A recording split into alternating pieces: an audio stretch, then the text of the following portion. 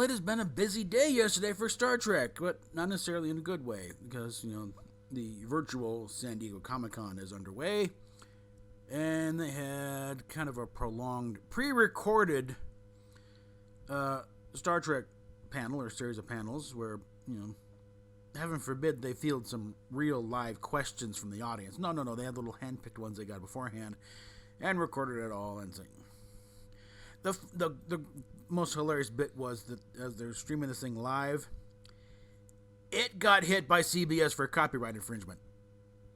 Gotta love it. They flagged their own damn stream. So it's like, now you know what we feel like, assholes. Okay. Now, anyway, as far as Discovery and Picard go, who cares? Nothing really new is revealed. It was all, we feel really important about getting this. They were talking about the story. Yeah, basically, they said nothing about what's actually going to happen, except that, they'll be talking about current events and stuff. In other words, it's going to be a season-long arc about the freaking, beer bug. And this way, they can really take on Trump, because one thing about Picard, so don't talk about Trump and Brexit. I don't think, that thing was so muddled, I don't think anything remotely coherent about Brexit or Trump ever made it to the surface. And like Red Letter, the Plinkett, review of Picard, it's like, what messages did come through, I don't think was what they intended. That racism is good, and we should be scared of differences, and the bad guys were right. What? But as far as, so they're also kind of forgetting, we're going to do a current events. Yeah, by the time this thing sees air, those current events are ancient history. This thing is probably, this bug's probably going to burn itself out in about a month or so. The herd immunity will take hold enough that, if it does come back, it'll be just a weird case of the flu, really. And actually, because this isn't the common cold. Actually, because another thing I'm seeing, the common cold is a coronavirus. And that may be part of the reason why we're seeing so many people get tested and they're testing positive. They're testing positive for having been exposed to a coronavirus. Not specifically this one. So what you said is, okay, yeah, they could have had COVID-19 or they could have just had a cold at some point. And the way they've been inflating numbers and the way the death rate is dropping, actually, yeah, it's going to be a big reckoning when this thing finally shakes out. Like I said, and I think about a month or so to finally burn itself out. We got cases everywhere, and yet nobody's dying anymore of it. What? Anyway, that's a side tangent. No, Picard and Discovery were all trying to stuff out just how important it is that we are doing this thing. We're gonna get society. It's like, okay. First thing, when you start off with that kind of thing, it's like rock bands throughout the year, when they got an important message to go, and they at best do a one-hit wonder, and they never seen or heard from again. Because yeah, very nice. What do you do for follow-up? And I get a thing of like, yeah, it's a nice beat. I can't really dance to it. I'll give it a 5. The bands that realize they are still a rock band and they got to entertain the crowd. Working the message where you can, but you still got to they still got to get up and dance in the aisles. They stick around a while. The ones who are like, their only thing is they got to say an important message for the world. That's like, yeah, like I said, one hit wonder, and then it's like, what happened? Did they even get an album out? And this is what we're looking at with Star Trek and other ones. It's like, they got to get a message. You want to send a message? Call Western Union. Okay? Seriously, even Roddenberry in a convention, you have to entertain them first. Before you even think about getting any kind of message out, you got to have an entertaining story, or no one's going to give a rat's ass. And they feel they're being preached to. It's like, click. They're switching over to Beverly Hillbillies or whatever, The only ones who actually kind of had again, not just, with the show, but also the approach, was Lower Decks. They're talking about the show. They're talking about kind of stuff they're going to get into, And also, as a producer, talking about, they made a point of trying to stay true to canon and not break anything. And again, like any show, that one's going to come down to the writing. And they showed, the whole scene. I guess they were opening the show where, Ensign Security Pants is, recording his, make-believe captain's log in the closet. And gets interrupted by, I think his name was Mariner.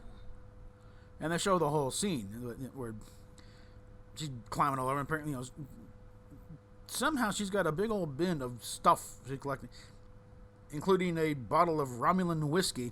And before anyone jumps on it, that's Romulan ale. No. Now hold on a minute here. Who wrote it down that a race can only have one kind of beverage? Who the hell says Romulans can't have whiskey too? Okay, it's a totally different process. Making ale and making whiskey, really. They're different things. So they're both blue. So what? Beer and whiskey are both kind of brownish. It's all in the processing there. But so I got no problem with Romulan whiskey. So what? So we learn more. They also have whiskey too. Great. Let's have a party. But and she's the Mary Sue. I think they're making fun of the strong and brave and the deals and everything. This girl is not someone I'd trust with anything, and they make it quite clear. No, you really don't want to trust this gal with the fate of the galaxy. Okay. Again, the only way they've so far, the only way they really deviated from, geez. A little break here, man. A second. Hello.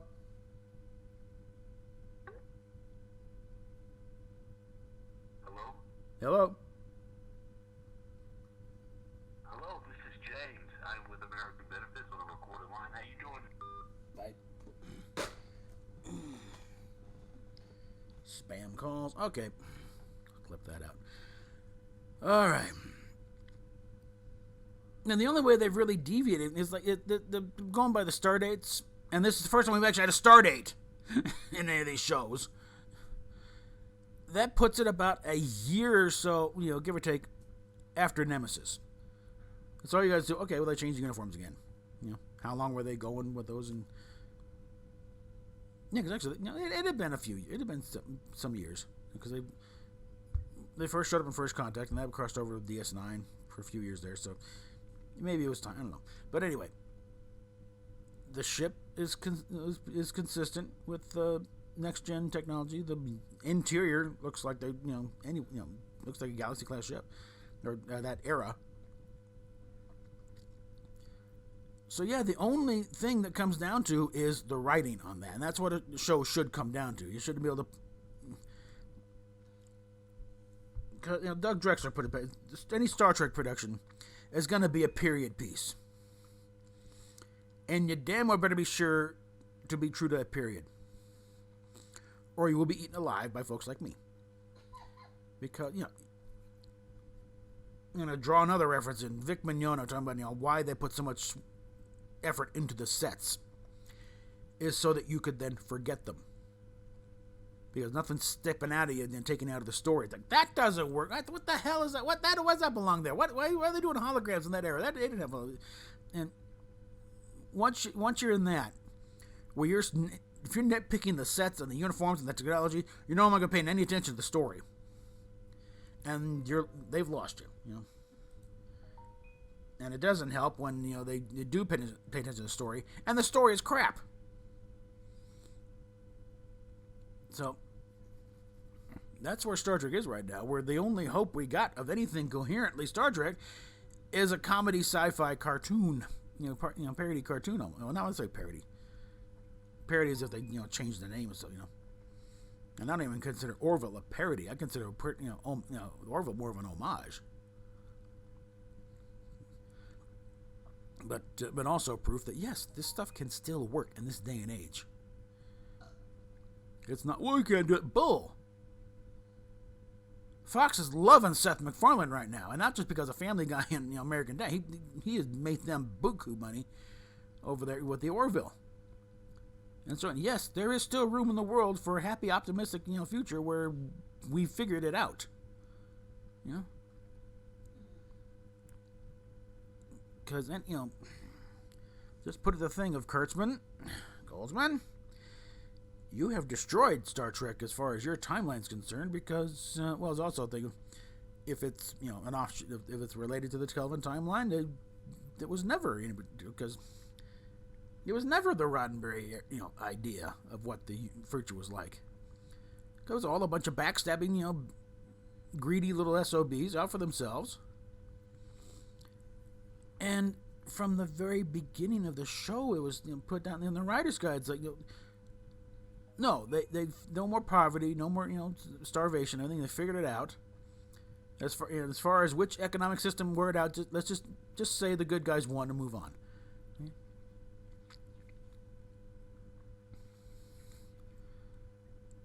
But they've got Raffi is living in a trailer out by Vasquez Rocks, smoking some kind of weed and being all butthurt because you got your fine mansion and your vineyard and stuff. And frankly, they couldn't even get Vasquez Rocks right, even though they were right there, because you go up over that level where you start swooping in, you should be seeing the city of Los Angeles right there. It's not that far out of town. That's why it was chosen as a location for umpteen number of shows. You got a weird, bizarre, craggy desert like literally just outside of town. There are housing developments right up to the edge of Vasquez Rocks Park, and it's a state park. I don't think they're allowed squatting rights in there, especially with a big old Airstream trailer. So it's like, and that would have been a simple fix. Just don't call it Vasquez Rocks.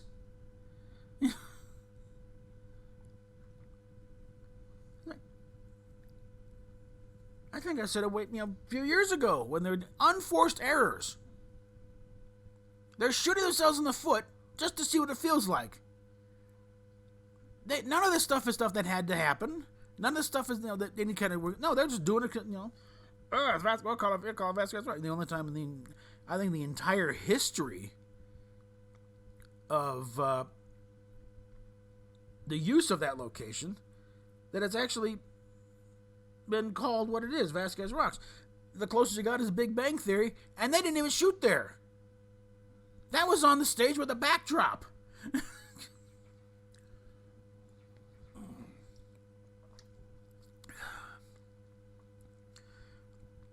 But yeah, that's where we're standing right now.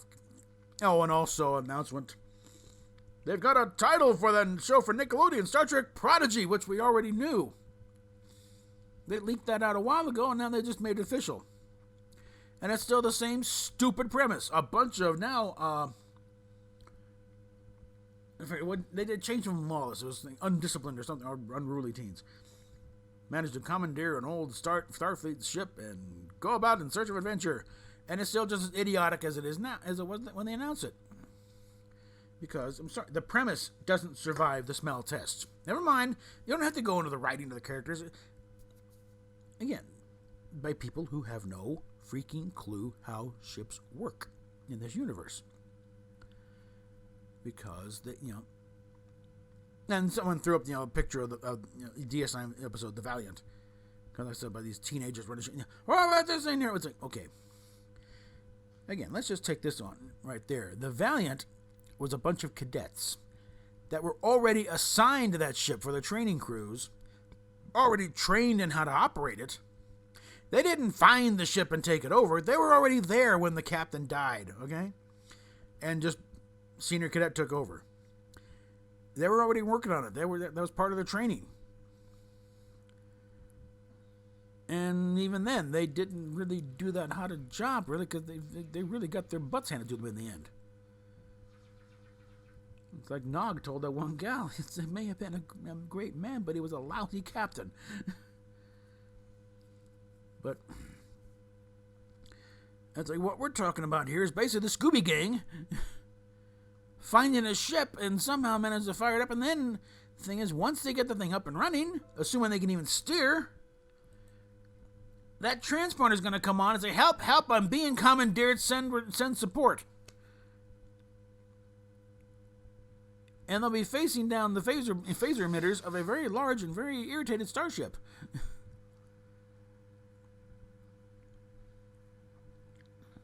So no, the premise doesn't even survive the giggle test. So no, and this whole thing about we need to get younger kids into it. You know what I was watching when I was 10? Star Trek. Original show. No hand-holding involved. Nobody had to explain. No, I was watching it by myself. In fact, there was a few times where one of these rare people actually got Arbitron diaries for ratings. And during the afternoon, I was the one keeping and I made sure Star Trek was in there. Even if I, happened to be out playing that day. No, just make sure. No, this was my revenge for the show being canceled. But yeah, it's like, nobody needed to, a kid's version of Star Trek. Even the animated series was not dumbed down for the kiddies. Some of those stories were originally planned for a 4th season. Those were grown-up Star Trek stories. In fact, let's see. Let's consider some of the storylines for the animated series that this put out Saturday mornings on NBC between 73 and 74. The Magics of Magus 2, and we're teaching the kids the basics of witchcraft. And telling them, hey, Lucifer maybe was just a misunderstood guy. How this one slipped by the censors is God only knows. And let's see. There was an episode called Jihad. That's the first time I heard that word, the Jihad. And the character was going to start a holy war to try and reclaim, This is for Saturday morning. Cartoons. Now, how idiotic are they going to dumb down these stories for this one? Kurtzman is a moron at this point, okay? And Gary Nerdrotic's going to put out challenges. Let's go through his career and take a look at it. What the hell has he done that hasn't been ripped? How many things has he ripped off? And how many things have crashed and burned under his watch? And it just boggles the mind of why he still gets work.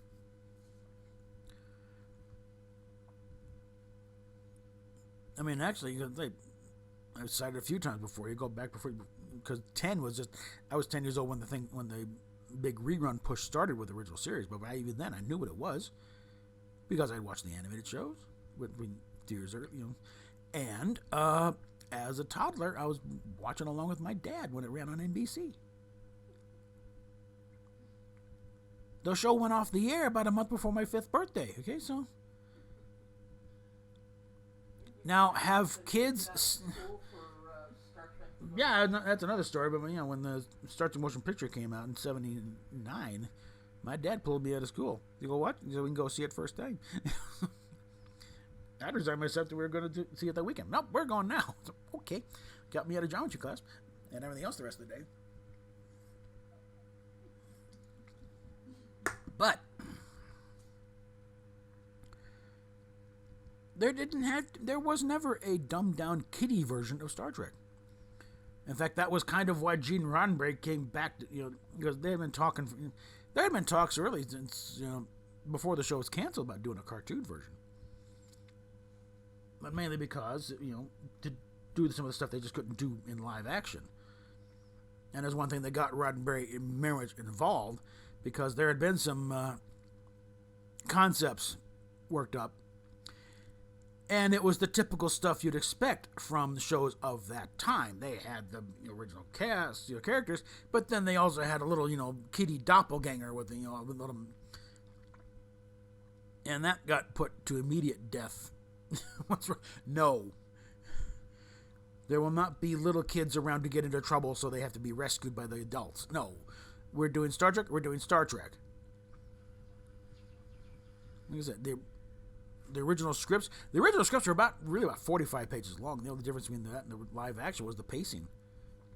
So, they're not far off from the stories to do a 1-hour live action drama. Like before the guidelines came crashing down, I would have loved to have seen some takes on that. Take a animated series script and do a live action version of it, but paste it out like a live action show, because the dialogue is timed differently. The effect sequences don't take as long, so you could easily have stretched out one of those shows to about 45 50 minutes. but they were still very much grown-up adult Star Trek. There's a few things trimmed out because Kirk getting laid was definitely out, and some of the violence. But even then, there's some stuff that happened. There are things blowing up.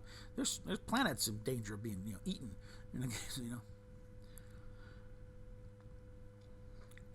But yeah, it's hard to think anything they. I mean, More Troubles was definitely intended for the 4th season. Although he would have gotten past Fred Freiberg. I don't know if Fred Freiberg would have been on for a 4th season, but anyway, starting to meander a bit. In short, live action Star Trek does not look very promising because they still have no clue. They're saying all the words they think we like. It'll be more episodic, more positive. And you don't know what the hell you're talking about, do you? And you guys still just do not get it. Because, they're still falling back. And the Star Trek was always political. It had its political moments. But it was not a political show. It wasn't set out. Roddenberry was trying to make some money. There were some stories he wanted to tell to make a few statements, but he also knew, it has to be entertaining. And one of the motivators was not so much he wanted to make comments about sex and war and drugs. He also wanted a show that did science fiction properly on TV. The closest to anything as far as a serious sci-fi show was The Twilight Zone. And that's an anthology. He wanted a recurring, show with recurring characters, a regular series, but didn't treat the audience like a bunch of imbeciles. And one of the mandates is there's going to be no wisecracking robot, no smart aleck kids. But you kind of went back on, really, if you think about it, with Next Generation when you put in Data and Wesley. But that's another matter. But for the original show, no, it was a serious show. And then sweated out all the details. The attitude at the time as far as spaceship design, do a flying saucer or a V2 and get on with it. No. Wanted to design a ship. And the Enterprise was a major game changer in that field, okay? Because before that, look, the Jupiter 2 was a flying saucer. All these movies, Forbidden Planet, a flying saucer. Rocket ship kept saying, there are variations on the V2. It's just a rocket. Every one of these other rockets are saucers. The only real innovative design was on the cover of pulp magazines, and that's kind of where they pulled some of the inspiration for the Enterprise. It was going through Sam People's, encyclopedic, collection of old sci-fi, but go through, okay, then they're making notes, okay, I like that, but don't like that, Take it back to Matt Jeffries, okay, try that, and then, eventually we'll wind up with the Enterprise. Because, when this thing came on the screen in 1966, people, whoa, this is different. It starts coming in and, yeah, okay.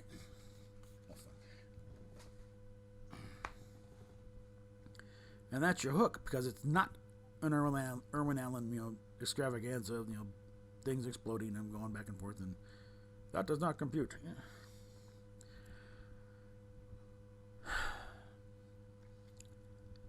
So, as dodgy as Lower Decks looks, this could be the one thing we have that's going to be worth the crap. And even then, your mileage will vary, depending on how you feel about the Rick and Morty type of humor. And I don't know. We'll see what happens with this character, drunk on duty, uniform not quite in order, and essentially attacking a fellow crew member with a batleth. So, see what happens to her.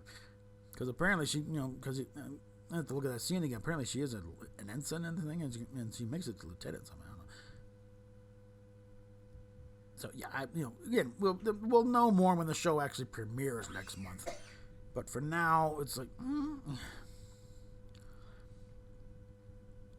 I mean, on the one hand, it's kind of a manic type of humor that you can't help but chuckle a little bit at some of this stuff. But that'll do it. I think I might do some, later on the Eurovision TV movie on Netflix. But on the Star Trek front, not much change. We're still looking, because apparently I think one thing they're all kind of avoiding is also the money issue and the thing of trying to get production back up and going. The only reason we're going to see Discovery is because they've already got it in the can, and they're still tweaking it. By the way, they're still trying to do some tweaks over it, and Lower Decks was already paid for and already done, so yeah, going to get that. But Picard, under the current circumstances, like Gary said, how are you going to insure Patrick Stewart? He is the poster boy for at-risk individuals if this bug doesn't go away anytime soon. And of course, the rules are they're still locking down. Some of these officials they haven't even say it, but they'll keep us locked down for the next year or so. To hell with the economy, or are people just going stir crazy? Think, is it any wonder they're rioting? Because they've been cooped up for months. So of course they're going to go nuts when they get out. But yeah, there's not any money left at CBS. They're floundering just to stay afloat. And Kurtzman with his, just throw 15 different shows on the wall and call them all in development. You can't first. We got too much invested. Oh, the hell you can't. Okay. If it gets to a point where it's the survival of the company, to hell with, saving, any kind of day. No, they will cancel your ass in a heartbeat. Okay. Especially Shara Redstone don't like you, and apparently she didn't particularly, they pulled the plug on Hawaii 5-0, okay? And they're, about ready to throw Peter Lenkoff under the bus for the stuff he's been pulling on his shows. They're taking over those. The property is such that the CBS already owns them. It's like, oh, we don't need you. Bye. And it must have been one hell of a contract he signed with Moonves, or he'd also be, Kurtzman had been gone by now. But yeah, okay. Enough of that. PayPal, Patreon, Subscribe Star down below, and we will talk at you later.